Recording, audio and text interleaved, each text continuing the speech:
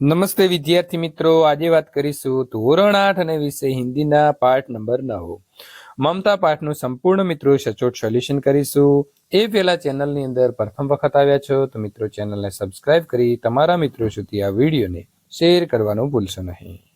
विद्यार्थी मित्रों, प्रथम प्रश्न जोईशु। निम्नलिखित प्रश्नों के उत्तर एक वाक्य में लिखिए। चूड़ामणि कैसे मार गया?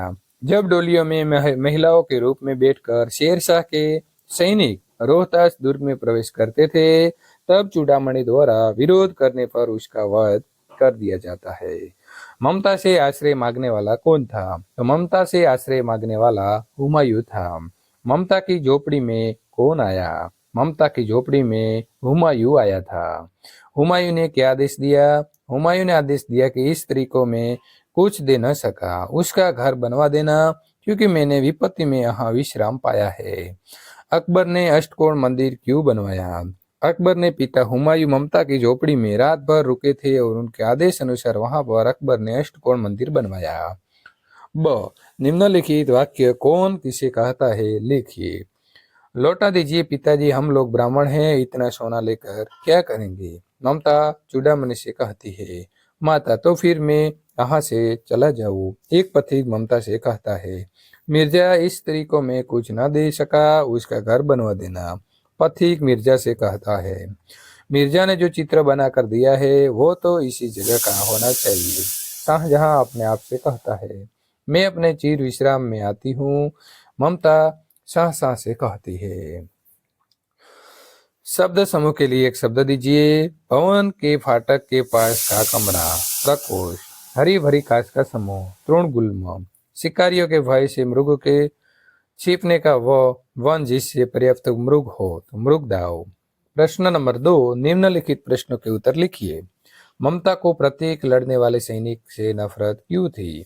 विधर्मी शेरशाह के आतताई सैनिकों ने ममता के पिता का वध किया था। इसी घटना के कारण ममता को प्रत्येक लड़ने वाले सैनिक से नफरत थी।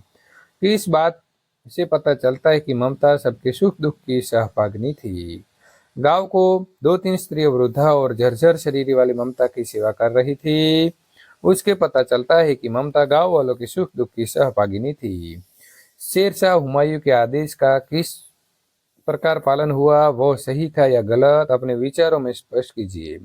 शेरशाह हुमायूं ने मुसीबत में ममता की झोपड़ी में आश्रय लिया था, इसीलिए उसकी जगह पक्का घर बनवा देने का आदेश दिया था। हुमायूं के बाद उसका बेटा अकबर शेरशाह बना। उसने इस झोपड़ी की जगह एक अष्टकोणीय मंदिर बनवाया और गगनचुंबी विशाल मंदिर में एक शिलालेख पर उसके निर्माता शाह अकबर और अपने पिता हुमायूं का नाम अंकित था। ममता का कहीं नाम तक नहीं था। मैं ये पिता का स्मारक बनवाकर अकबर ने सारा श्रेय खुद लेना चाहा। दया की जिस देवी ममता ने उसका पिता का शरण दी थी, उसकी अकबर ने जरा भी परवाह नहीं की। ये सरासर गलत था। मेरे विचार से इस तरह उसने ममता के प्रति अन्याय किया। कहानी के अंतिम वाक्य को हटाकर कहानी का अंत अपने अनुसार लिखिए। वहां एक अष्टकोण मंदिर बना और उस पर शिलालेख लगाया गया। ये वह स्थान है जहां किसी समय ममता नामक एक दयालु स्त्री की झोपड़ी थी। विपत्ति के समय इस महिला ने शेरशाह हुमायूं को एक रात इस झोपड़ी में आश्रय दिया था।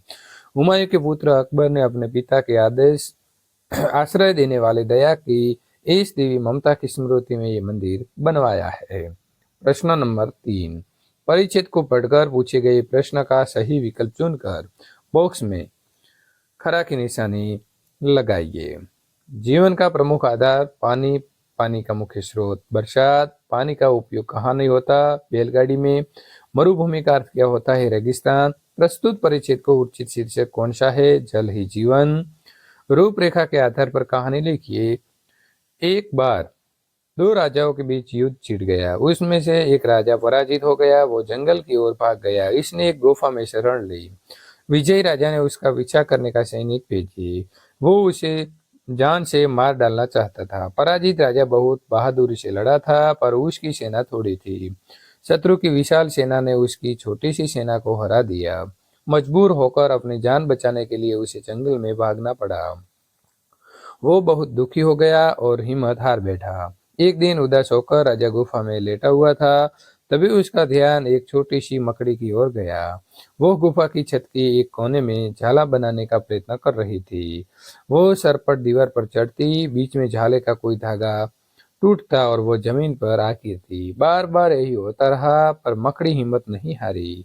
वो बार बार प्रयास करती रही। आखिरकार जाला बुनते बुनते वो छत तक पहुंचने में सफल हो गई।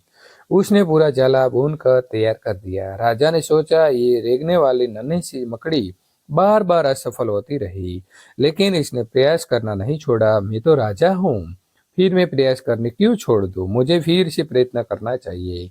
उसने दुश्मन से एक बार फिर युद्ध करने का निश्चय किया। राजा जंगल से बाहर निकलकर अपने विश्वास पात्र सहयोगियों से मिला।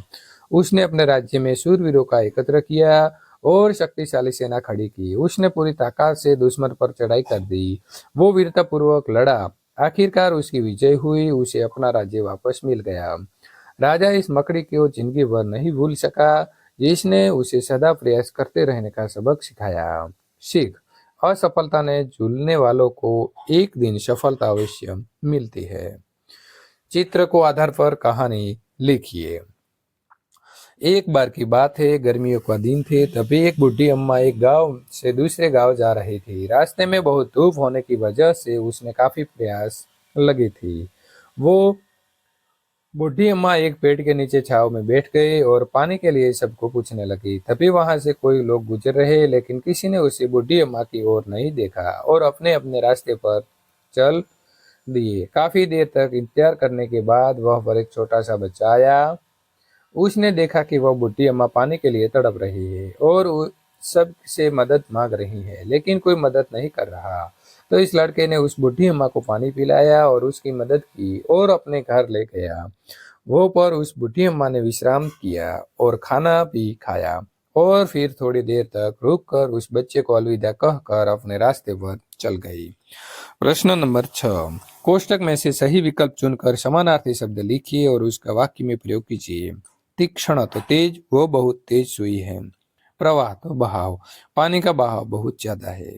वेदना तो पीड़ा, वो काफी पीड़ा में है। दुहिता तो पुत्री, वो राजा की दुहिता है। व्यथित, बेचैन, तुम बेचैन लग रहे हो, कुछ हुआ है। विपन्न तो संकटग्रस्त, आसाम संकटग्रस्त स्थिति में है। आत्ताई तो अन्यायी, मितुल बहुत आत्ताई है। विकल, पीड़ित, वो एक पीड़ित विधवा है। नीचे शरीर के कुछ अंग दिए गए हैं। प्रत्येक अंग से संबंधित 3 मुहावरे अर्थ सहित वाक्य में लिखिए। तो पहला है, आंखों का तारा बहुत प्यारा, मेरा बेटा मेरी आंखों का तारा है। कान पकड़ना, माफी मांगना, उसने अपनी गलती के लिए कान पकड़े। सिर खाना, बहुत परेशान करना, वो कब से मेरा सिर खा रहा है।